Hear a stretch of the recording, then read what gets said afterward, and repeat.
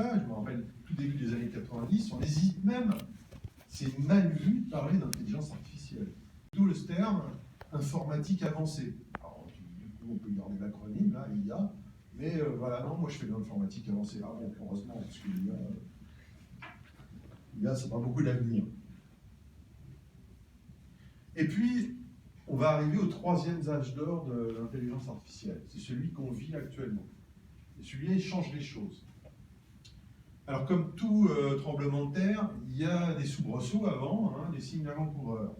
Le premier signe avant-coureur, c'est en 2011, Watson qui bat les meilleurs joueurs de Jeopardy. Jeopardy, en gros, c'est question pour un champion.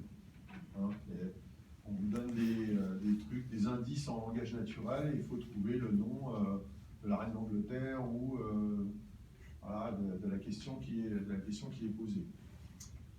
Pourquoi IBM se lance là-dedans? Parce qu'ils se disent, après la réussite des jeux d'échecs, il faut quelque chose, d'une part, qui médiatiquement nous propulse un petit peu, et puis quelque chose qui puisse avoir des applications, un peu d'application. Parce que capable de jouer aux échecs, c'est bien, mais en termes financiers, c'est pas ça qui va mettre dans la beurre dans les épinards de monsieur et madame IBM. Alors, pourquoi il s'appelle Watson? Ça n'a rien à voir avec Sherlock Holmes, hein. C'est parce que le premier président d'IBM s'appelait monsieur Watson, en l'occurrence. Et donc en 2011, Watson, eh bien, il écrase littéralement tous les joueurs à Jeopardy. Alors c'est une surprise aussi, mais ça ne remet pas non plus la planète à ce moment-là. Et c'est quand même une avancée, puisque là on n'est plus sur juste un jeu formel que sont les échecs, avec une série de positions, et on peut parcourir finalement cet arbre de position pour trouver la meilleure solution, si on a des grosses machines. Là, on pose la question en langage naturel, et puis il faut répondre, essayer de trouver une réponse à cette question.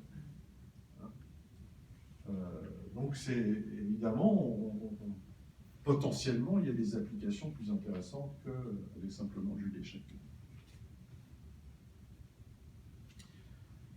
L'année d'après, les labos de recherche de Google annoncent triomphalement qu'ils arrivent à identifier un chat dans les vidéos YouTube. Alors le chat, on sait, a beaucoup d'importance sur Internet aujourd'hui, hein. Si vous voulez faire des vues sur votre compte Facebook, vous mettez des chats, vous allez voir, vous allez avoir des gènes partout qui arrivent, une flopée de gènes. Mais passer cette boutade, ça peut faire sourire. Pourquoi ils savent pas la reconnaître des chats dans les vidéos YouTube? Parce qu'en fait, si on est capable de reconnaître des chats, on est à peu près capable de reconnaître ce qu'on a envie. Et donc là, les applications sont tout de suite beaucoup plus larges. Hein, on peut reconnaître des gens. Par exemple, pour la surveillance, on peut reconnaître des terroristes. On peut faire plein de choses avec ça. On peut reconnaître, si on observe une image, des choses qui, ensuite, pour le business, vont être intéressantes.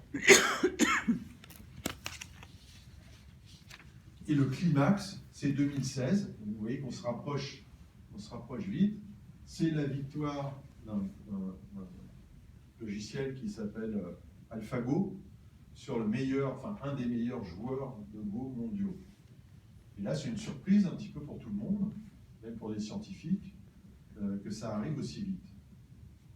Et ensuite, les versions d'après vont définitivement battre tous les joueurs de Go. Donc il n'y a pas photo, c'est pas juste un hasard. Donc l'ICEDOL qui est battu appelle d'ailleurs prend beaucoup mieux qu'en son temps Kasparov, parce qu'il dit bon bah ça va nous, ok d'accord, mais ça va nous permettre de progresser dans notre compréhension du jeu, dans la voie du jeu de Go. Alors pourquoi c'est un événement? Eh bien parce que, contrairement aux échecs, certains jeux compliqués, le nombre de combinaisons possibles à partir d'une position donnée dans le jeu de Go est incroyablement complexe, incroyablement importante. Hein. Le nombre de positions possibles sur un jeu de Go, ça dépasse le nombre de particules dans l'univers. Donc ça veut dire, qu'est-ce que ça veut dire? C'est que même si on imagine prendre la plus grosse machine à puissance de calcul, ça ne suffira pas. Alors que la victoire contre Kasparov était vraiment un résultat avec un algorithme intelligent, mais qui est surtout basé sur la puissance de calcul pour aller parcourir l'ensemble des possibilités, ce qu'on appelle la brute force. Dans une brute force, il va faire tous les cas, les évaluer et choisir celui qui paraît le meilleur. Là, c'est pas possible, puisqu'il y en a autant que de particules dans l'univers. Donc, bonjour, même avec, voilà, pas possible. Donc, il va falloir utiliser d'autres choses. Il va falloir faire preuve d'intuition, il va falloir faire preuve de créativité dans le jeu, et donc on est sur des algorithmes, sur des manières de procéder qui dépassent largement ce qui avait été fait auparavant. Alors, quelle est la technologie qui est derrière ça? Ce sont ces fameux réseaux de neurones. Donc là, vous avez une image un petit peu d'un réseau de neurones, une espèce de toile d'araignée, là, qui d'ailleurs fait penser un petit peu pour ceux qui veulent faire un petit peu de philosophie et de réflexion, ça ressemble aussi, quand on la regarde, qu'on la compare à la structure à grande échelle de l'univers, ça ressemble un petit peu. On retrouve ces concentrations et puis enfin bref, encore une fois, je ne suis pas sur cet aparté. Alors le neurone, on en a tous, et en fait c'est la cellule universelle de l'intelligence. Dès qu'on parle d'intelligence sur Terre, je mets de côté un petit peu les végétaux, parce qu'évidemment c'est pour ça aujourd'hui qu'ils ont un certain type d'intelligence, mais dans le monde animal, dès qu'on parle d'intelligence, le neurone est présent. Donc c'est une cellule et qui a toujours la même structure. Même s'il y a une zoologie de type de neurones, il n'y en a pas qu'un modèle, en fait ils ont toujours la même structure. Un corps cellulaire, comme toute cellule, avec un noyau avec l'ADN, le code génétique à l'intérieur. Et ce qui va les différencier d'autres cellules, c'est qu'ils ont des entrées avec ces dendrites là, avec au bout des dendrites des synapses, des espèces de petits réceptacles biochimiques qui vont pouvoir transformer les informations en courant électrique en fait. Et donc le corps du neurone fait une espèce de calcul à partir de ces entrées et il sort le résultat sur une sortie, donc l'axone un peu plus longue, et puis là encore une fois, qui va permettre de se connecter sur d'autres neurones. Et effectivement, on s'aperçoit que les réseaux de neurones, ce sont des circuits qui connectent ces petits opérateurs, là, ces petites machines à calculer, et permettent d'aboutir jusqu'à l'intelligence qui est la nôtre. Donc, intéressant. Les premiers à se dire, si on étudiait ces neurones, c'est deux chercheurs, McCulloch et Pitts, en 1943. Vous voyez, on est bien avant l'intelligence artificielle, un peu plus de 10 ans avant. Et donc, ils se disent, c'est en 1943, évidemment, après la Seconde Guerre mondiale, et on est à l'époque où on essaie de construire des calculateurs, pour des raisons tout à fait pragmatiques, qui sont des grosses machines à calculer, qui sont encore réellement des ordinateurs, et qui utilisent les bienfaits, puisqu'on vient de découvrir les bienfaits de la logique booléenne. Auparavant, au XIXe siècle, on faisait des calculateurs, mais des calculateurs qui calculaient en base 10, c'est-à-dire qui comptaient comme nous, 1, 0, 1, 2, 3, 4, 5, 6, 7, 8, 9, et plutôt mécanique ou électromécanique, ce qui est compliqué, surtout si avec une logique décimale à une logique décimale, 10 valeurs, c'est compliqué. Et on s'aperçoit finalement que la logique booléenne, avec des 0 et des 1, permet de faire des machines qui vont plus vite, beaucoup plus fiables, parce qu'il n'y a que deux trucs, 0, 1. Donc c'est plus simple. Et pour ceux qui ont fait un peu de maths, une équivalence des bases de calcul, tout ce qu'on peut faire en base binaire, on peut le faire dans les autres bases. D'ailleurs, nous-mêmes, on utilise une autre base que la base, souvent, tous les jours, on utilise une autre base que la base 10. C'est utiliser la base, la base 60. Il y a 60 minutes dans une heure et 60 secondes dans l'autre base qu'on utilise. Donc McCulloch dit, si on bâtissait une machine, mais au lieu de prendre les opérateurs booléens, les et, les ou, les non, qu'on a dans la logique booléenne, on utilisait un opérateur qui essaie de simuler le réseau de neurones, qui essaie de simuler les neurones. Peut-être que ça va faire des machines intéressantes, puisque l'intelligence, elle est basée là-dessus. Et donc, ils modélisent ce qu'ils vont appeler un neurone artificiel sous la forme d'un opérateur le plus simple possible. Vous voyez, ça a l'air compliqué, mais en fait, c'est très très simple. Il y a des entrées qui sont binaires, vous retrouvez les dendrites du neurone naturel, et puis ils rajoutent donc des 0 et 1 qui arrivent là, et puis il y a un petit W, là c'est un coefficient qui permet simplement de régler le niveau du 0 ou du 1 qui arrive. Donc si je suis complètement tourné à gauche, il n'y a rien qui passe, même s'il y a un 1 devant, et si je suis complètement tourné à droite, j'ai moins 1 qui passe, sinon au milieu j'aurai un 0,5. Voilà. Donc un truc tout bête. Et puis derrière, il additionne toutes ces valeurs. C'est ce qu'on appelle une somme pondérée. Jusque-là, rien de fantastique. Et il rajoute un opérateur un tout petit peu plus compliqué derrière, qui est un seuil.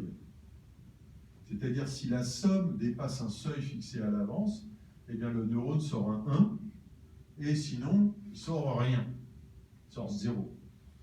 Donc, le seuil, c'est ni plus ni moins que, c'est une fonction non linéaire, hein, mais c'est une fonction extrêmement simple.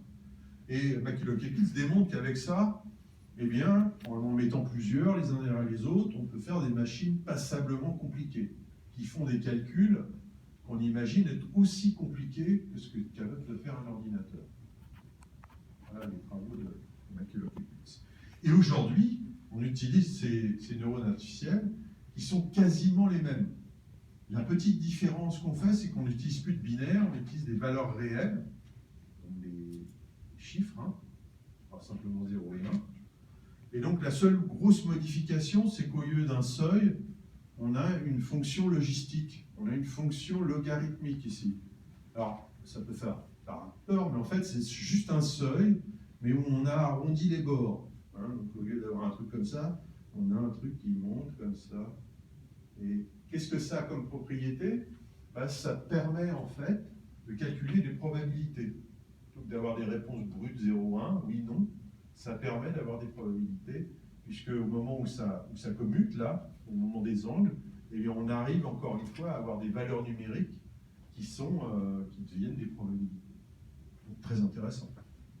Donc si on essaie de reconnaître un chat, on n'a pas juste oui, non, c'est un chat. On a dit, je reconnais un chat à 80% de chance. Voilà, ça permet d'avoir des résultats qui sont plus intéressants. En 1958, Frank Rosenblatt-Oemeity, donc là on est 2 ans après la naissance de l'IA, crée et démontre, publie le premier réseau de neurones artificiels à proprement parler. Donc ce premier réseau de neurones, il est extrêmement simple. On a une ligne de neurones d'entrée qui font à peu près rien et qui se connectent simplement à une couche interne et qui se connectent ensuite à une couche de sortie. Et comme on ne sait pas trop les connecter, eh bien on les connecte tous. C'est-à-dire que les sorties de la première couche est complètement connectée avec les entrées de la couche suivante et ainsi de suite. Hein, c'est pas plus simple, c'est régulier. Et comme on a ces petits paramètres, vous vous rappelez les petits W là, qui permettent de régler la puissance de chaque entrée, eh bien ça veut dire que si on ne veut pas de connexion, boum, on tourne à gauche complètement. Et si on veut connexion totale, on tourne à droite complètement. Et Rosenblatt appelle cette machine d'où le nom de perceptron, parce qu'il s'inspire en fait du réseau visuel de la mouche. Et effectivement, il commence à essayer de travailler ça sur des images. Alors là, j'ai mis un truc en 2 dimensions, une seule ligne, mais si on en met une matrice, eh bien, on peut mettre une image devant et essayer de faire reconnaître des trucs à cette machine. Et le projet, évidemment, de Rosenblatt et des chercheurs dans les réseaux de neurones artificiels, c'est effectivement, non pas de régler à la main toutes les petites valeurs-là, mais c'est de trouver un algorithme, c'est-à-dire une méthode qui va permettre de tirer parti de l'autre propriété des neurones, c'est-à-dire qu'on ne les programme pas, nos neurones, on est capable d'apprendre. Donc ils disent, on devrait trouver des méthodes qui vont permettre à cette machine d'apprendre. Et ils y arrivent relativement bien pour tout ce qui est relativement simple. Mais dès que les images sont un petit peu compliquées, pour reconnaître un chat par exemple, c'est compliqué. Et bien la machine ne marche pas. On n'arrive pas à trouver une méthode assez robuste qui va permettre d'apprendre à cette machine. Et pendant des années, on va buter là-dessus. à tel point que d'autres chercheurs publieront des trucs qui vont mettre à mal un petit peu les réseaux de neurones pendant des dizaines d'années. C'est-à-dire qu'on n'y arrivera jamais. Ils publient, voilà, c'est trop compliqué, on n'y arrivera jamais. Bon, on sait qu'on peut y arriver, puisqu'on a des neurones, nous, ils marchent à peu près, hein. On essaye, mais là, ils n'y arrivent pas. Et pendant des années, on ne va pas y arriver. Il faudra attendre en fait 1985 pour qu'on trouve enfin une méthode, on adapte une méthode déjà existante qui fonctionne en théorie et qui lève cet obstacle, même pour des applications relativement compliquées. Donc c'est découvert par 2 chercheurs quasi simultanément, un Français, Yann Lequin, qui est aujourd'hui à la tête de la recherche Facebook à Paris, pas qu'à Paris d'ailleurs, la recherche IA mondiale, et puis George Hinton, qui est chercheur à l'Université de Toronto au Canada et qui le publie dans les mêmes mouchoirs de poche. Alors cet algorithme, cette méthode, elle porte un nom à coucher dehors, elle s'appelle rétropropagation du gradient d'erreur. Alors vous savez, les scientifiques, hein, ils aiment bien avoir des mots compliqués, même si derrière c'est relativement simple. Hein, donc je vais vous expliquer, n'ayez pas peur, partez pas tout de suite. Donc le principe, il est relativement simple. Quand on veut reconnaître un chat, on présente une image de chat à notre réseau de neurones, même s'il n'a rien appris toujours, et on va avoir en sortie des neurones une réponse. Hein. Simplement, comme on n'a rien réglé, comme on ne lui a rien appris, eh bien, on va avoir n'importe quoi. Il ne va pas reconnaître un chat comme par magie, il faut lui apprendre. Il faut régler toutes ces petites valeurs. Et donc, si on prend un neurone, par contre, ce qu'on sait, c'est qu'on veut un chat en sortie.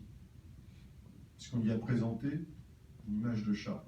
Ce qu'on va appeler l'apprentissage supervisé. Donc, on met un chat, on sait qu'on veut un chat en sortie. On sait qu'on veut qu'il dise chat. Mais au début, il n'a rien appris, donc on a n'importe quoi. Mais la différence entre ce n'importe quoi et la valeur qu'on voulait obtenir, on va appeler ça bêtement l'erreur. Donc c'est une valeur numérique. Hein. Par exemple, si on obtient 0,4 alors qu'on voulait 1, je veux un chat, c'est sûr, 100%. Eh bien, cette différence, cette erreur, eh bien, l'idée que vont avoir ces chercheurs, c'est de rétropropager.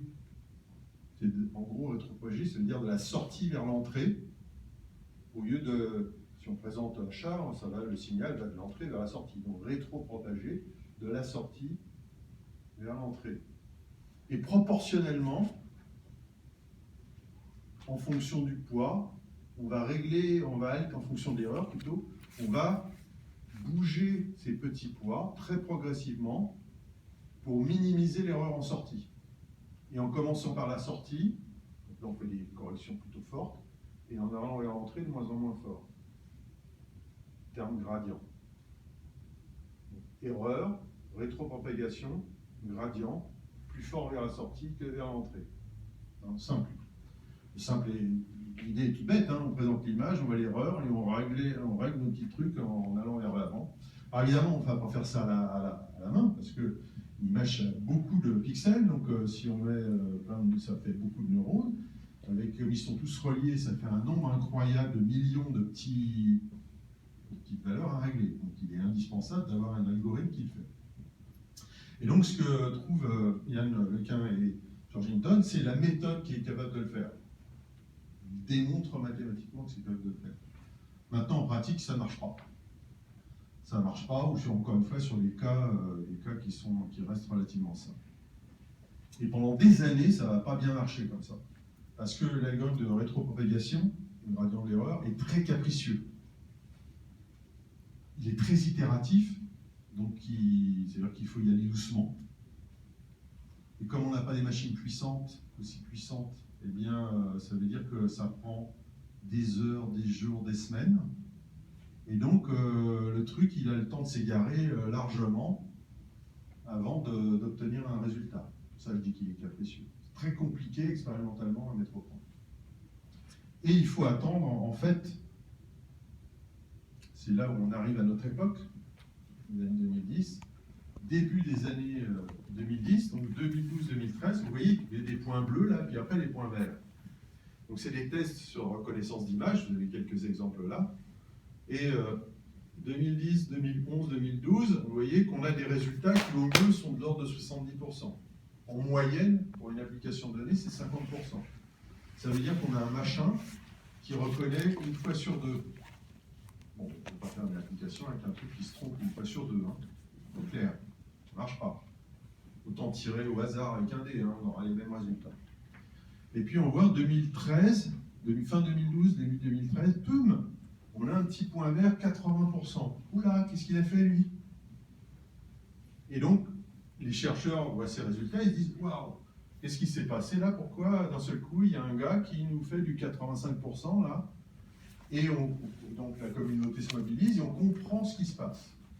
Ce n'est pas une découverte théorique majeure, puisque l'algorithme est toujours le même, mais là, il y a une compréhension de comment l'utiliser avec efficacité. Et pourquoi ça se passe là et pas en 1985? Eh bien, une première raison, c'est que, d'une part, c'est un moment où on a beaucoup plus facilement accès aux données. Dans les années 70-80, si je veux faire reconnaître des chats, ben en gros, il faut que je prenne mon appareil photo ou j'engage un photographe, je vais faire des shootings de chats, enfin bon, c'est compliqué, ça coûte cher, et j'aurais pas des milliers, j'aurais peut-être des milliers de chats, mais j'aurais pas des millions de chats. Aujourd'hui, je me mets sur mon PC, mon Mac, je tape mon moteur de recherche préféré, chat, et puis j'ai tout le nombre de chats que je veux. Et donc, c'est extrêmement... voilà, j'ai les données aujourd'hui, j'ai l'accès à ce qu'on va appeler le big data, j'ai l'accès aux données que j'ai envie, j'ai autant de données que je veux. Et on s'aperçoit que plutôt que, c'est un des résultats, plutôt que d'essayer de trouver les bonnes images de chats pour apprendre au réseau de neurones, de passer beaucoup de temps à les sélectionner, de les nettoyer, etc., il vaut mieux prendre beaucoup d'images de chats, des milliers, voire des millions d'images de chats, et le machin, il se débrouille bien mieux à les reconnaître ensuite. Parce qu'effectivement, le chat, dans tous ses états, il y a des moments où il dort, il y a des moments où il tourne, il y a des moments... Et donc c'est mieux si on a un très grand nombre d'images de chats pour le reconnaître. Deuxième chose, vous allez me dire, ouais, mais alors là, l'algorithme était déjà compliqué, donc si en plus on rajoute des millions d'images, ça va être encore plus compliqué. Et quasiment au même moment, on s'aperçoit qu'on a quelque chose dans nos machines qui est particulièrement efficace pour accélérer l'algorithme de rétropropagation du gradient, l'algorithme d'apprentissage. Ce sont les cartes graphiques des ordinateurs. Merci aux joueurs de jeux vidéo. Et on s'aperçoit que ça permet d'accélérer très fortement l'algorithme d'apprentissage. De plusieurs semaines d'apprentissage, on passe à quelques heures. C'est pas rien. Hein. Et du coup, ce qui se passe, c'est que, eh bien, ça démocratise complètement l'accès aux expérimentations avec les réseaux de neurones. Tous les labos, même en termes d'individus, on peut se doter d'une carte graphique, ça ne coûte pas si cher que ça. Et puis, et donc, il va y avoir beaucoup plus d'expérimentation et on comprend de mieux en mieux ce qui se passe. On fait de nouvelles expérimentations, on découvre de nouvelles choses. Et donc, en quelques années, eh bien, on passe de 85% à quasi 100% aujourd'hui. Ça y est, on sait appliquer efficacement, quelle que soit l'application, l'algorithme d'apprentissage avec un réseau de neurones. Alors, on parle d'apprentissage profond. Vous avez entendu ce terme de deep learning. Qu'est-ce que ça veut dire? C'est-à-dire que, évidemment, quand on ne savait pas le faire, on était obligé de mettre très peu de neurones, très peu de couches en particulier. Et pour les applications compliquées, il nous arrive de mettre des dizaines de couches de neurones. Alors là, l'algorithme, voilà, il n'avait pas pensé le faire. D'où l'apprentissage profond. Et on arrive à apprendre même avec beaucoup de couches, beaucoup de profondeur dans le réseau de neurones. Pourquoi c'est une révolution? Ça ouvre, mine de rien, la porte à des choses qu'on était incapable de faire jusqu'à présent. Parce que pour automatiser un système, eh bien, il fallait connaître son modèle. Hein, si on veut automatiser un système, il faut savoir comment il fonctionne, ou il faut faire une étude pour essayer de le paramétrer, pour avoir des jolies équations, ou des règles qui permettent de comprendre comment il fonctionne. Une fois qu'on a compris comment il fonctionne, eh bien, on peut essayer d'avoir des systèmes informatiques qui vont le contrôler. Avec les réseaux de neurones, en fait, avec cet algorithme, eh bien, c'est de surmonter cette difficulté. Je vais vous donner un exemple classique, celui du 80, on s'est pris à rêver de faire des voitures autonomes et de faire ça avec des systèmes à base de règles où on mettrait les connaissances d'un conducteur dans le système expert et qui serait capable de conduire. Alors évidemment, c'est très compliqué et on n'y arrive pas, comme je l'ai dit, parce qu'il y a trop de cas. Ça devient, plus s'il est parisien, alors là, ça devient un conducteur bizarre, qui respecte aucune règle, enfin, c'est pas possible. Avec un réseau de neurones, on ne connaît toujours pas le modèle du conducteur, parce que c'est quelque chose de compliqué, c'est un humain dans des situations. Mais si on a des données, et ça on sait le faire, on équipe des voitures et on recorde tout ce qui est en train de se passer, à la fois les entrées et les sorties, eh bien on peut entraîner un réseau de neurones à se comporter comme lui. On ne sait toujours pas ce que fait le conducteur, comment il se comporte, enfin, qu'est-ce qu'il pense, comment il réagit, mais on est capable d'entraîner un réseau pour se comporter comme lui. Okay. Et ça, c'est intéressant parce que ça nous apporte à toutes les applications qui sont pas modélisables, qui sont compliquées. C'est pour ça qu'on prédit aujourd'hui dans les voitures autonomes pour très bientôt, parce qu'avec des réseaux de neurones, ce n'est pas la seule solution, mais on sait qu'on va y arriver et qu'on en approche. D'où cette explosion d'applications dans un petit peu tous les domaines. À partir du moment où on a des volumes de données intéressants, importants, eh bien, on peut entraîner des réseaux de neurones pour se comporter comme ces systèmes. On fait des systèmes de reconnaissance vocale qui sont de plus en plus performants, ils sont capables de prendre des décisions. On a parlé de la logistique, là, enfin de la voiture autonome, mais c'est vrai pour tout ce qui roule, vole, navigue. Hein. C'est-à-dire qu'on est capable de faire des systèmes maintenant quasi autonomes sans limite un petit peu théorique. Il y a un domaine où on a beaucoup de données et où il est très intéressant de les utiliser, c'est évidemment la santé. Donc là, on peut utiliser ces données pour prédire énormément de choses, pour analyser énormément de choses. Tout ce qui est banque, finance, assurance également. Hein, votre assureur aujourd'hui, il y a très forte chance qu'il utilise des réseaux de neurones qui ont été entraînés sur ces bases de clients pour évaluer le risque d'un nouveau client. Hein, voilà, c'est parce qu'il vous assure que vous avez une voiture qui date d'avant 2000, que vous êtes âgé de tel âge, que vous avez eu votre permis en telle année, que vous avez tel profil au niveau des accidents, que blablabla, blablabla. On entraîne un réseau de neurones là-dessus, et quand il y a un nouvel arrivant, on le passe dans la machine, et puis il dit, bah voilà, probabilité d'accident, de temps, et donc, bah non monsieur, je ne vais pas vous assurer, hein. Ou alors ça va vous coûter un peu d'argent, ou alors oui, non, pas de problème, je vous assure, sans difficulté, vous êtes un bon client d'après nos critères. Pour les prêts, enfin voilà, il y a des applications évidemment qui deviennent évidentes pour tout ce secteur financier, etc. Et puis il y a les applications transversales pour toutes les entreprises. Là on touche les secteurs particuliers, mais il y a quelque chose de compliqué qu'ont toutes les entreprises en commun, c'est comprendre leurs clients. Qu'est-ce que c'est qu'un marché, qu'est-ce que c'est qu'un client, qu'est-ce que c'est qu'un secteur économique.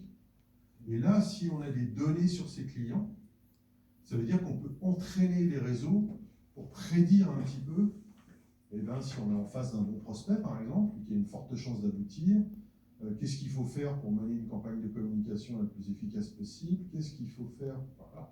Si on a des données sur un marché, on est capable du coup d'avoir des systèmes qui vont faire de la prédiction et améliorer les choses.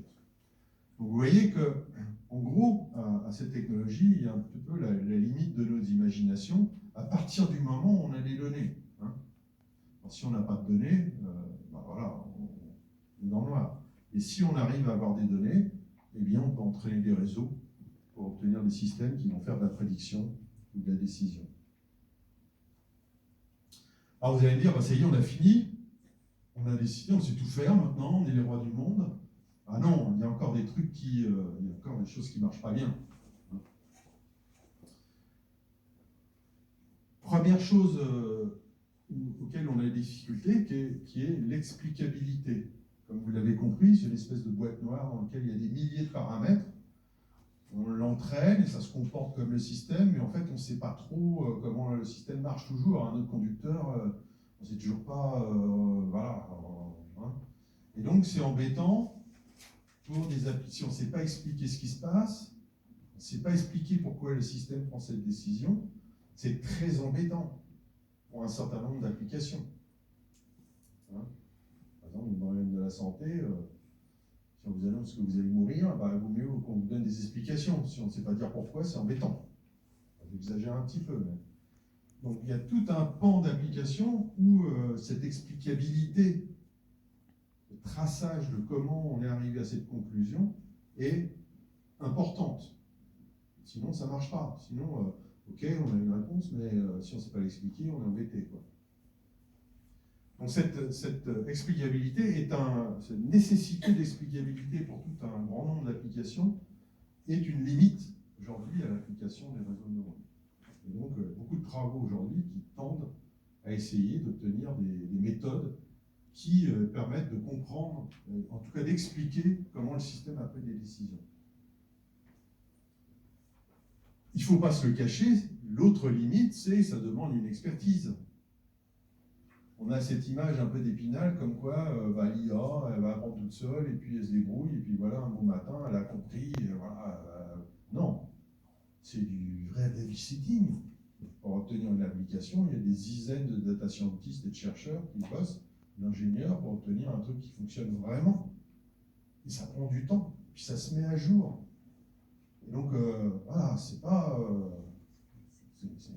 ça coûte cher encore. Et il faut des technologistes, enfin des gens qui ont été entraînés là-dessus eux-mêmes pour arriver à obtenir des résultats qui sont convaincants. Alors ça se diffuse, les écoles forment, voilà, on y arrive de mieux en mieux et cette compétence se propage partout, mais voilà, c'est pas bon, tiens, je vais me faire un neurone, dit, ça va marcher. Non, c'est un petit peu plus compliqué que ça. Autre limite, et sur lequel il y a beaucoup de travaux, ce sont les problèmes de, on va dire, je vais mettre sur le chapeau de la fiabilité. Un problème important sont les biais. Alors les biais, qu'est-ce que c'est? C'est que si je ne fais pas gaffe aux données que j'utilise pour entraîner mon réseau, eh bien j'obtiens des résultats comme ça, brut de fonderie, liés à ces données. Et donc, si on utilise des données sociétales, issues un petit peu sans faire trop attention, et on obtient des systèmes racistes, sexistes, avec tous les biais qu'on rencontre dans la société si on ne fait pas un peu attention. Et donc, c'est important d'avoir un travail très minutieux, en fait, sur la sélection des données, vérifier qu'elles n'ont pas de biais, sinon plus personne presque est capable de s'assurer aujourd'hui, hein, s'il n'y a pas de travail là. Parce que dès qu'on a eu des petits pets, ça y est, c'est fini, c'est terminé. Et donc ça, c'est relativement important, hein, de travailler sur, vérifier que les données qu'on utilise sont dénuées, en tout cas, sont exemptes de gros travers. Parce que la difficulté, c'est que si on entraîne un réseau, lui, il est systématique ensuite. Qu'il va appliquer systématiquement ce qu'il a appris. Et donc, s'il y a des biais, il va systématiquement les appliquer. Et pas une fois de temps en temps, c'est systématiquement. Donc, ça peut être ennuyeux quand même. Hein. Donc ça, c'est un truc qui est dans le focus aujourd'hui de beaucoup de gens qui utilisent les réseaux de neurones. Hein. Éviter les biais au départ, essayer de les détecter. Et donc là, aujourd'hui, on a des méthodologies pour vérifier que ça se passe correctement. Et donc il suffit pas d'apprendre en fait au réseau. Ensuite, il y a toute une panoplie avec des données sélectionnées pour vérifier que le réseau ne prend pas de temps en temps des trucs un peu bizarres. Problème de sûreté aussi, on s'est aperçu, c'est encore une technologie relativement fragile, que en fait ça apprend à détecter c'est ce qu'apprend des trucs comme ça. Mais on s'est aperçu, par exemple, si on lui montrait une image de cookies avec les chocolats, on ne fonctionne pas nous, on n'apprend pas avec un algorithme de rétropropagation du gradient de l'erreur. Il ne nous faut pas des millions d'images de chats avant de pouvoir être capable de reconnaître un chat.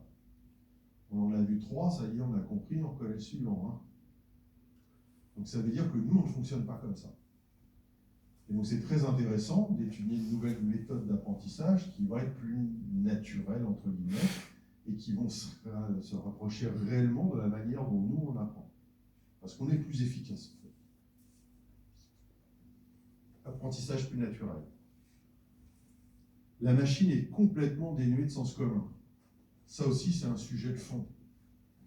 C'est-à-dire, dans son monde de données, par exemple AlphaGo, dans le monde des parties de Go, c'est une véritable divinité, hein, impossible à battre. Mais en dehors du jeu de Go, bah, c'est il est stupidement profond, quoi. Il ne sait rien faire d'autre. On va dire que plus c'est spécialisé, plus on arrive à faire des machines qui sont supérieures à ce qu'à nous. Plus c'est large et du sens commun, moins on sait le faire et plus on est efficace. La raison, c'est que on a toute notre histoire, notre perception du monde, et on est capable de prendre des décisions basées sur, mais câblées pour prendre des décisions efficaces en fonction du contexte et du monde qui nous entoure. À l'inverse, souvent émotionnellement, hein, l'émotion prend une partie importante. Alors que la machine, elle est basée uniquement sur les données qu'elle a, elle est extrêmement systématique, évidemment elle calcule sur des nombres de données qui nous dépassent nous, 2, 3 chiffres, 4 chiffres, 5 chiffres, ça y est, on les a oubliés. On a oublié le premier, alors que là, on peut mettre des millions de chiffres, la machine, c'est pas un problème. Donc elle est beaucoup plus efficace, elle est capable de déduire logiquement des solutions les plus probables, et la bonne nouvelle, c'est qu'on voit là que ce sont deux intelligences quand même relativement différentes et qu'on a besoin des deux. On a besoin de systèmes qui analysent des gros volumes de données et qui nous donnent des solutions qui sont a priori les plus intéressantes logiquement. Mais ensuite, il faut forcément quelque part un humain qui est là pour prendre en compte tout le reste. Et tout le reste, c'est énorme, c'est le monde en fait. Hein. La machine... vous montrer une image d'arbre, c'est pas ce que c'est qu'un arbre, c'est une matrice de pixels pour elle. Hein. Donc, tout ce qu'on rattache à l'arbre, nous on prend tout de suite en considération, parce que ça évoque tout de suite naturellement et immédiatement un certain nombre de choses. La Chine ne sait pas le faire. Donc ça, c'est un sujet extrêmement fondamental et important.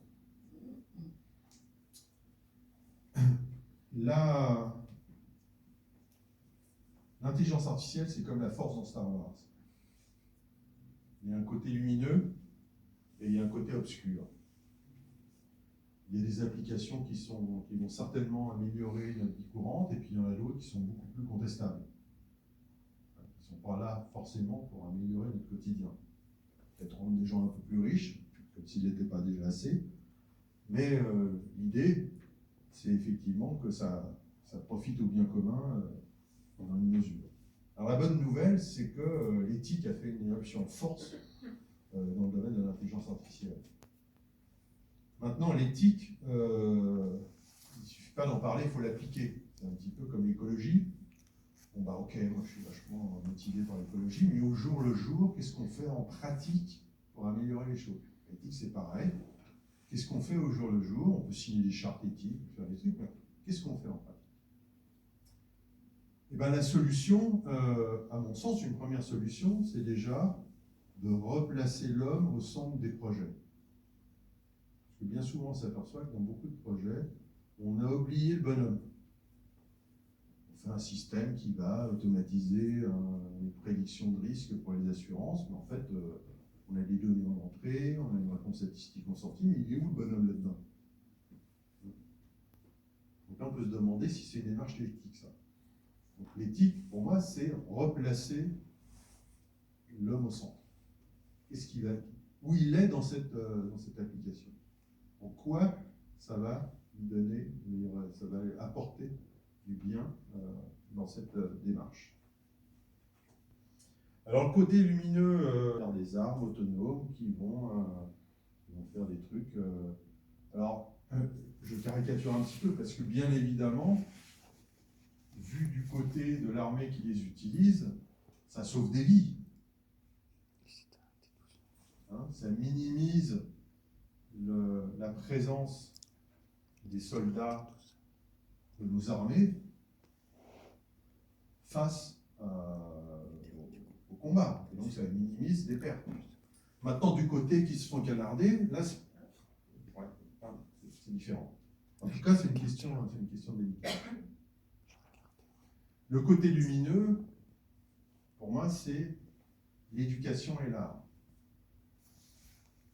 Parce que s'il y a bien un endroit où on a besoin de ça, c'est probablement en particulier dans l'éducation. Un des fondements de notre démocratie. Et puis si l'IA est un jeune enfant, il vaut mieux l'éduquer avec l'art et l'éducation que la finance et la défense.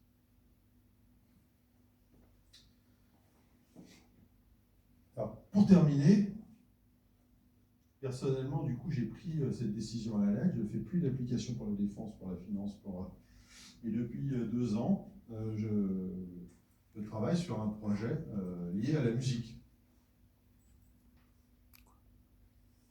Donc c'est un projet qui s'appelle Angelia. Donc, si vous vous intéressez à la musique, encore une fois, il y a des démarches éthiques. Donc ça ne vise pas à remplacer le musicien. Ça vise justement à avoir des nouveaux instruments qui vont permettre de créer, j'espère, des choses intéressantes. Et pour conclure, je vais vous passer un petit morceau composé avec Angelia. Du piano, ça vous dit du piano?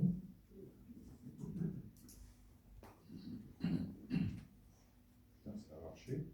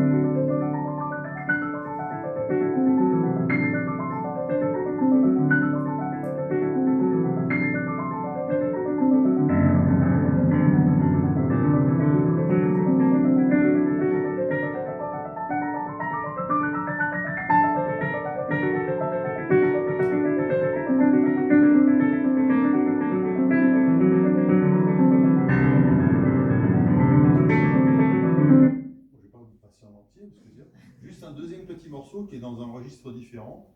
Là, c'était entraîné, on va dire, sur des bases de connaissances de musiciens relativement classiques. Là, faire quelque chose qui est un petit peu plus basé sur du jazz. Que je trouve.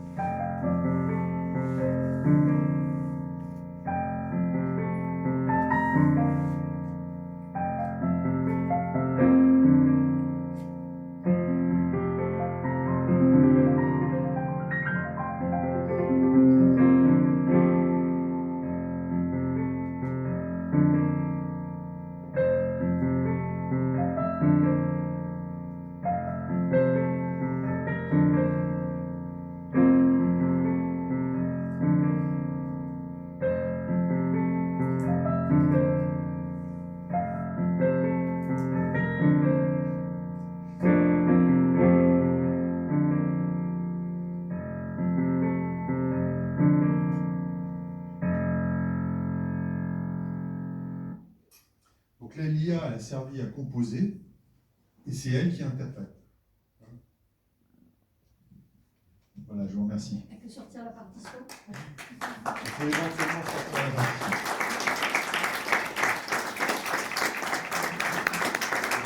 Le piano, il y a des trucs plus énergiques, mais bon, c'est un petit peu plus pour penser.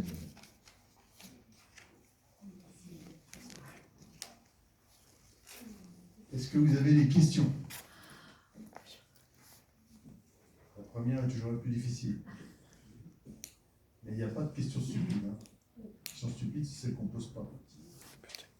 Oui. Est-ce que vous pensez qu'un jour, on pourra faire une conscience artificielle?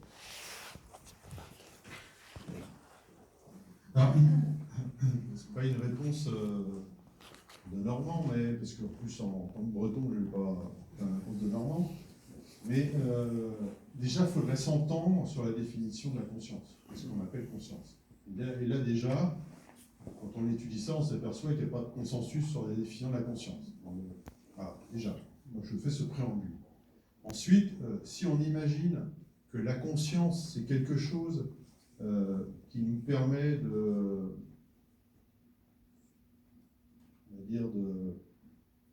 se percevoir nous-mêmes dans l'environnement par rapport aux autres, hein, donc une espèce de conscience primaire, c'est-à-dire que je ressens que j'existe et j'ai la conscience que je suis différent de l'environnement, je suis différent de ce qui se passe à l'extérieur.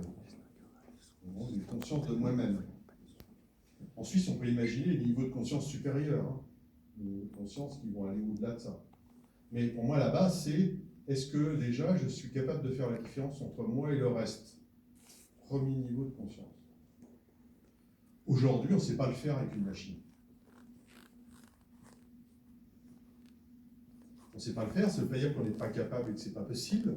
Ça veut dire que l'architecture des machines qu'on crée aujourd'hui n'est pas adaptée à ça. Déjà, on ne comprend pas bien complètement comment ça marche, cette histoire de conscience. Et donc d'une part, on ne sait pas le faire, mais ça ne veut pas dire qu'on ne peut pas le faire, qu'on ne pourra pas le faire, mais en tout cas, aujourd'hui, voilà, on en est là.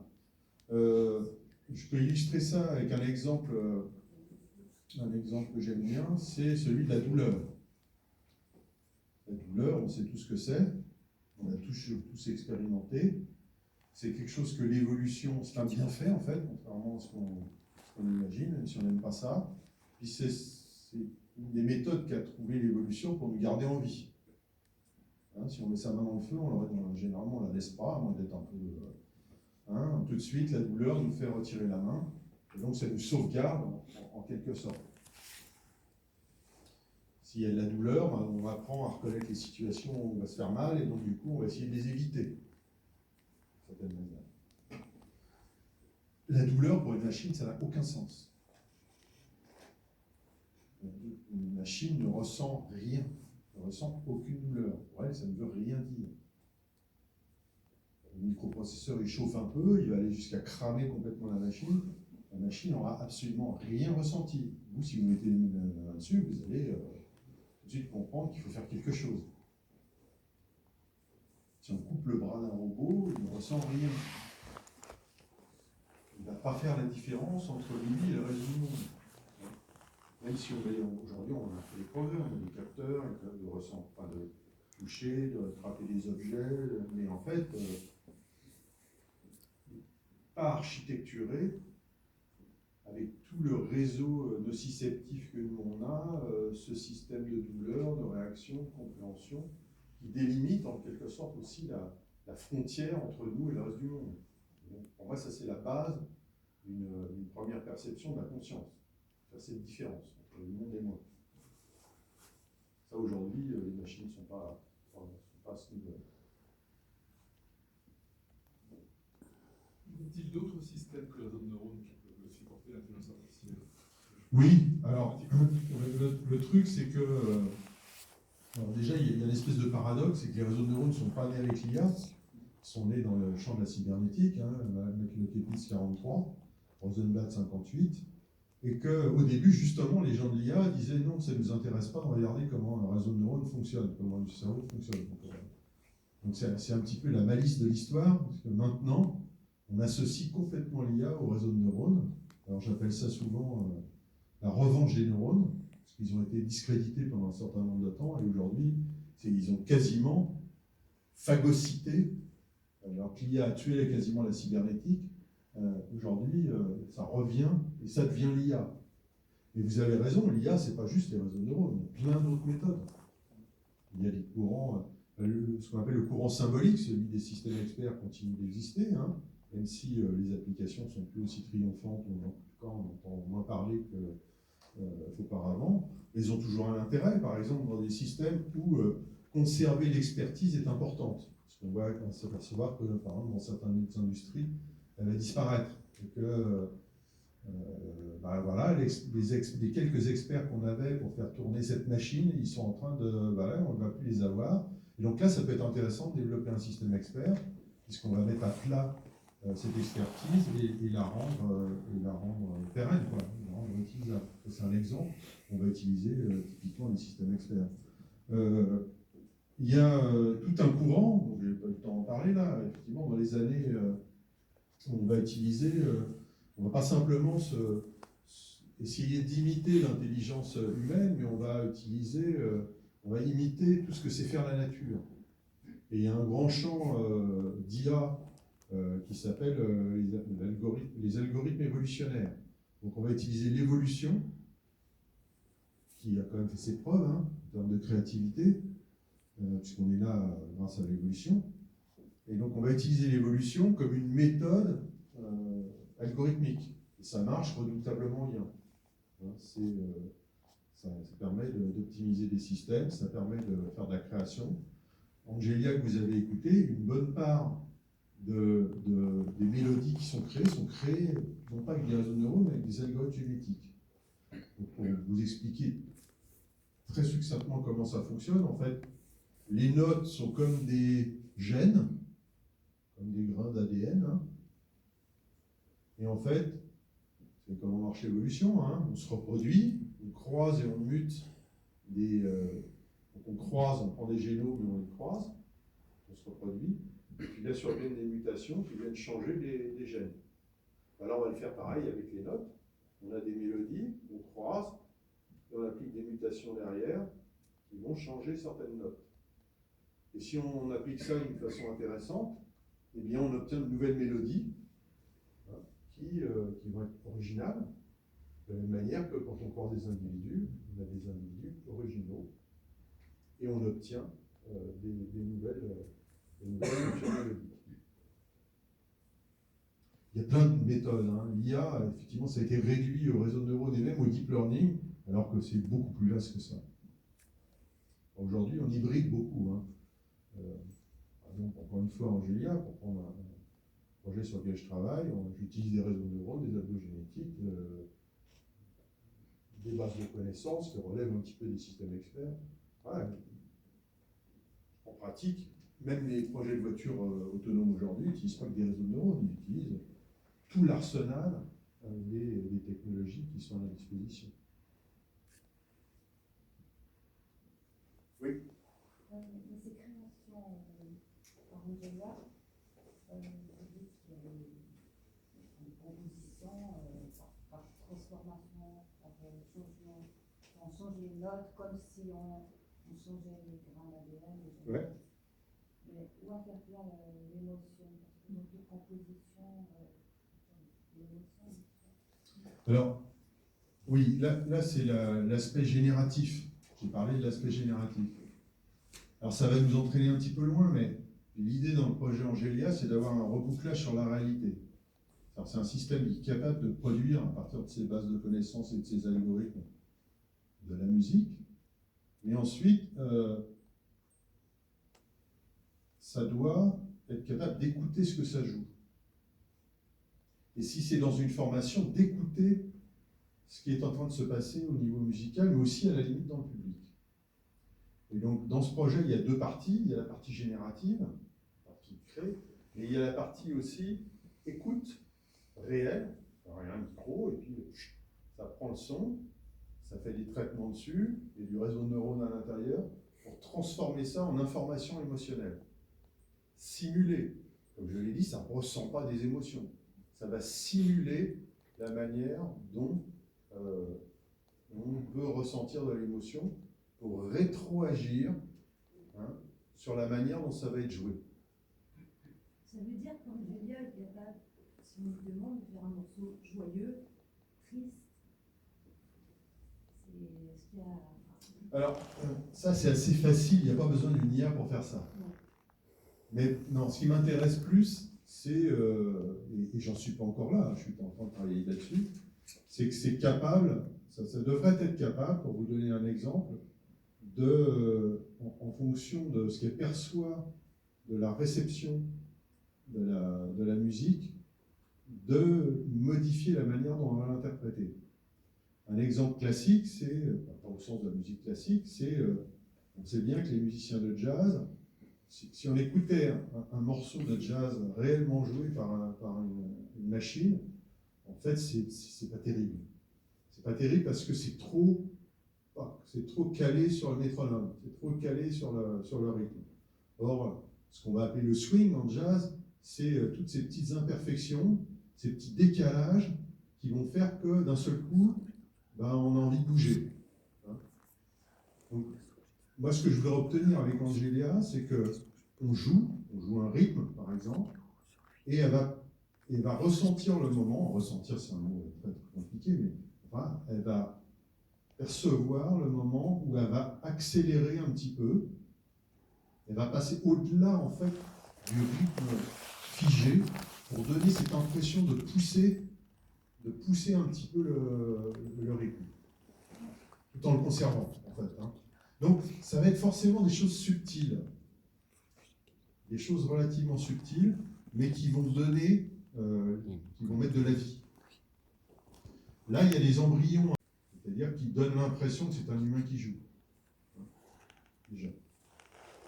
Pourquoi la machine puisse écouter ce qu'elle dit? Est-ce que ça présuppose pas justement qu'il y a, dans ce dont vous parliez tout à l'heure, cette conscience qui fait que la machine ne peut pas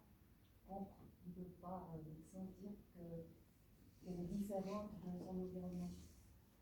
Donc là, Ah non, c'est clair, ça reste une machine, et je dis pas que ça va... mais le fait de pouvoir écouter, ça présuppose qu'elle a conscience de lui-même, que ce qu'elle écoute, cette musique. Non, elle a conscience de rien. Non, c'est bien. C'est-à-dire qu'il y a une perception, une remontée de signaux qui sont analysés avec des lois mathématiques, hein, et qui vont produire, qui vont rétroagir sur la manière dont c'est joué en simulant un comportement émotionnel.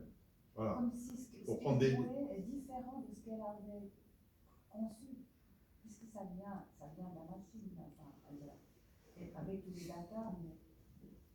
Oui, c'est-à-dire qu'en fonction de la situation, elle va pouvoir jouer les choses différemment.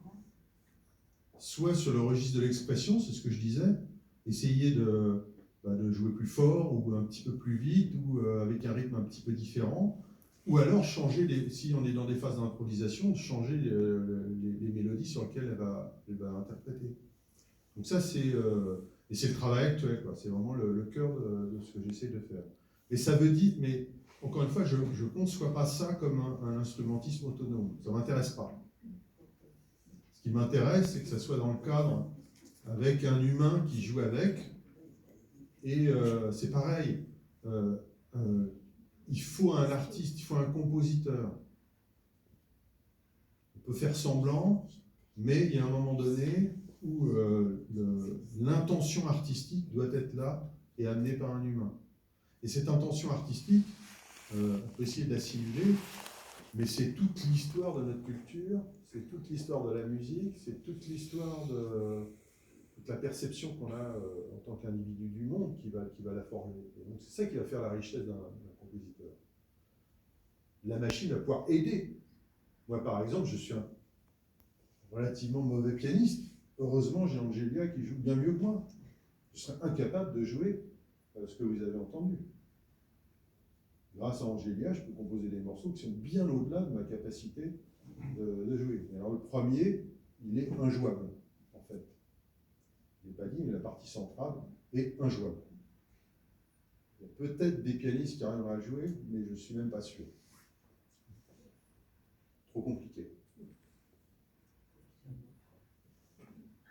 À 4 mains, oui. Il faudra 2 pianistes. 2 pianistes, c'est possible.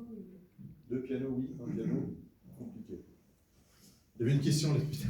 Oui. Oui. En fait, moi, je voulais vous parler par rapport au marché du travail, même si vous avez dit que vous vous intéressez plus, enfin, vous ne travaillez plus pour faire des algorithmes pour les financiers, etc. Disons que c'est un champ d'application qui a trouvé tout de suite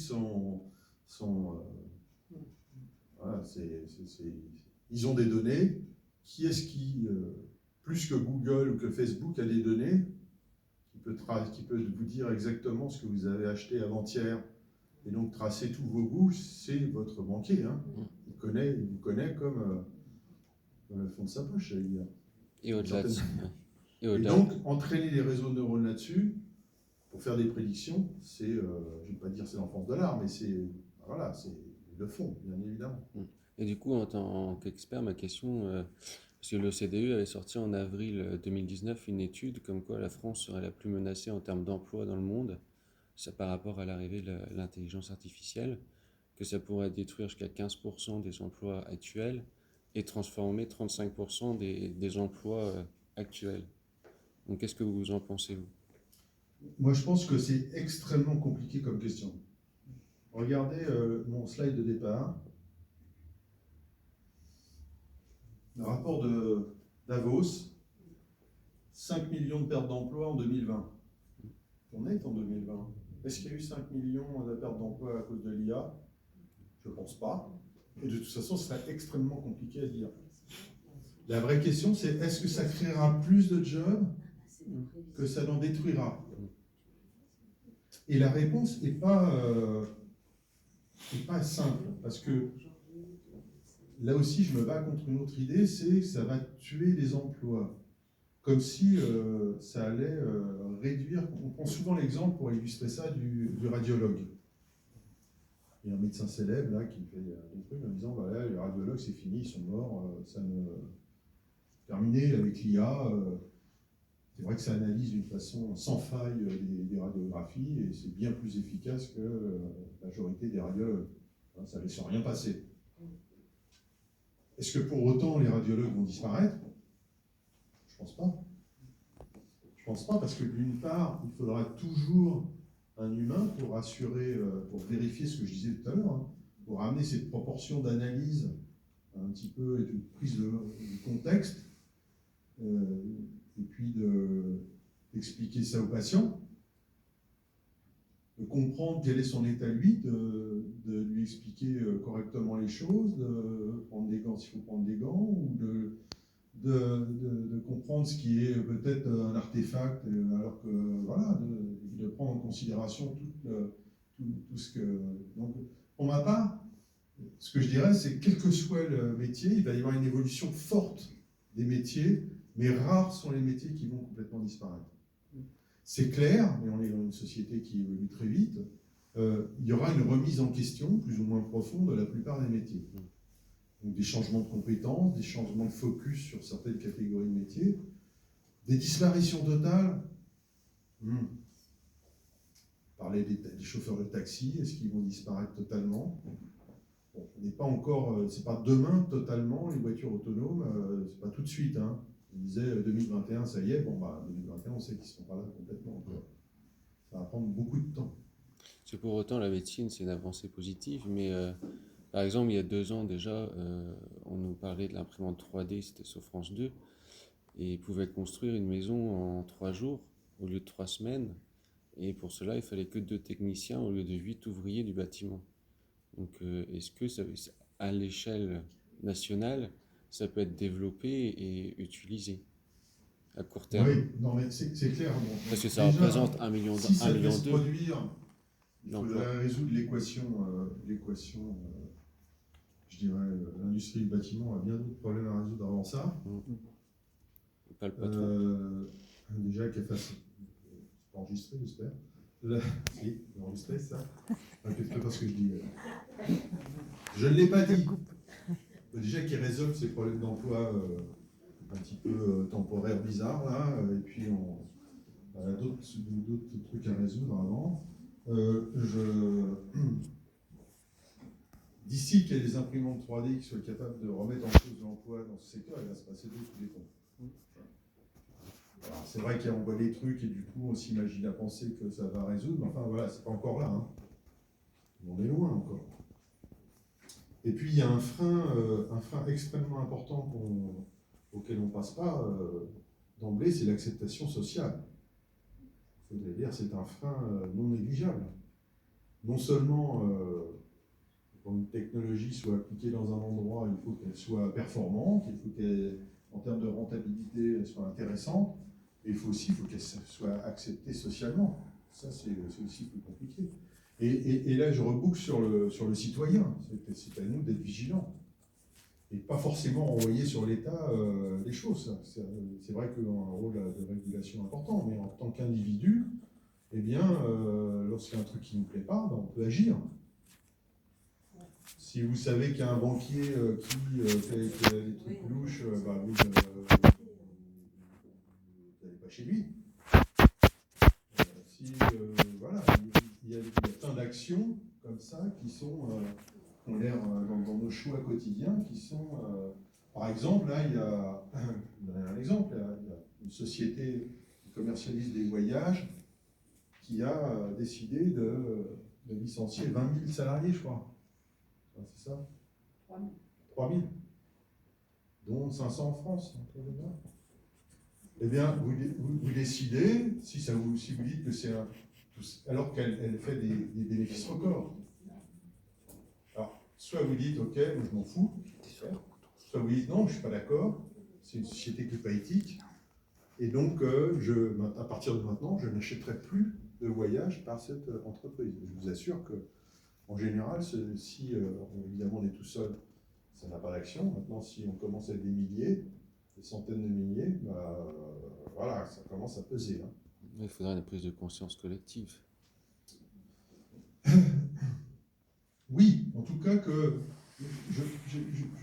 j'ai du mal avec cette idée de conscience collective parce qu'on voit bien au niveau de l'écologie, ça ne marche pas complètement.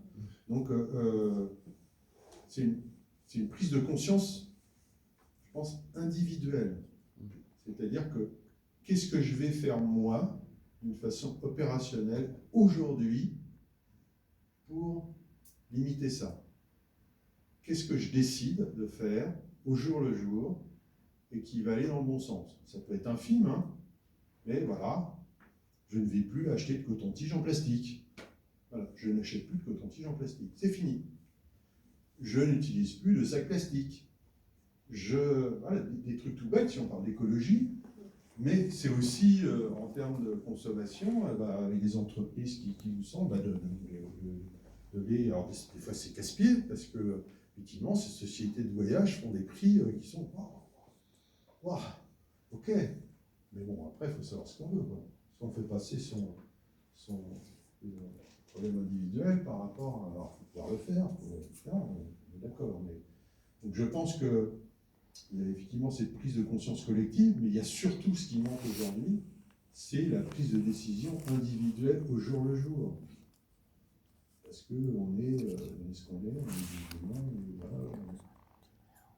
on est procrastinateur, c'est plus compliqué que ça.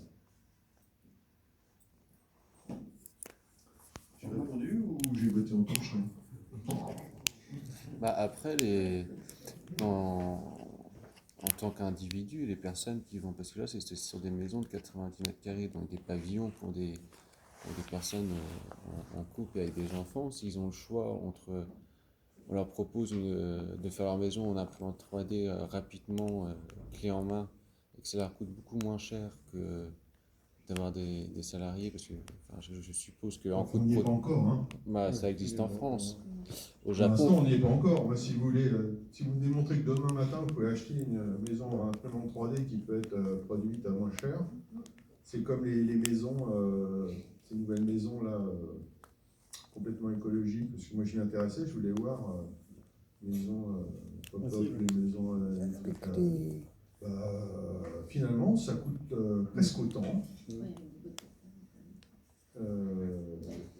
Les entreprises entreprises qui vont les faire sont moins. Voilà, c'est compliqué, il faut avoir envie, quoi. Alors, je dis pas, dans 20 ans, 30 ans, on pourra en discuter. 30 ans, peut-être pas. Je ne peut-être pas en discuter.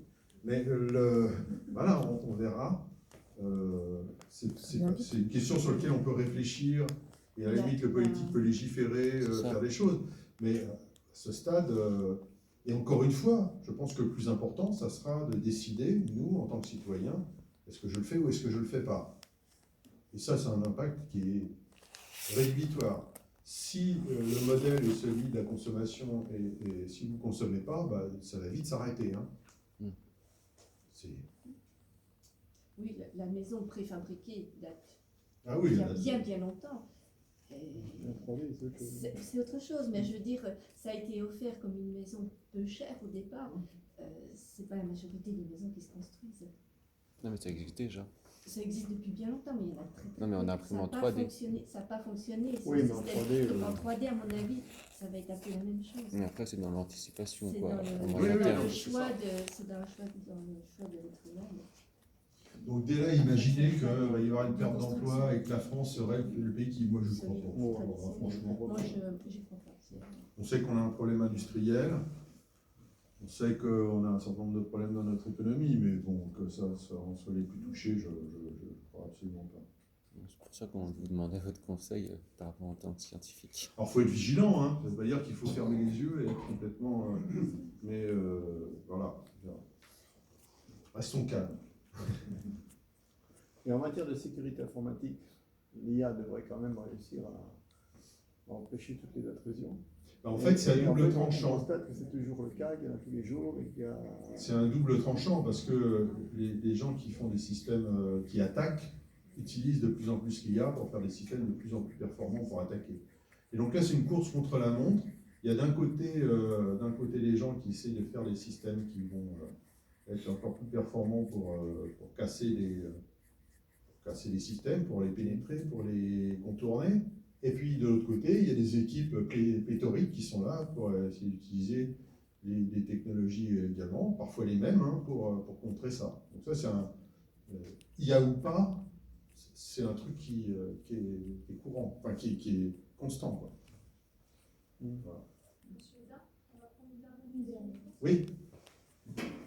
Alors j'ai tourné la question pas mal, je vais essayer de la faire à simple. C'est un peu philosophique, c'est finalement, vous parliez de force obscure et de force de la lumière tout à l'heure, et donc dans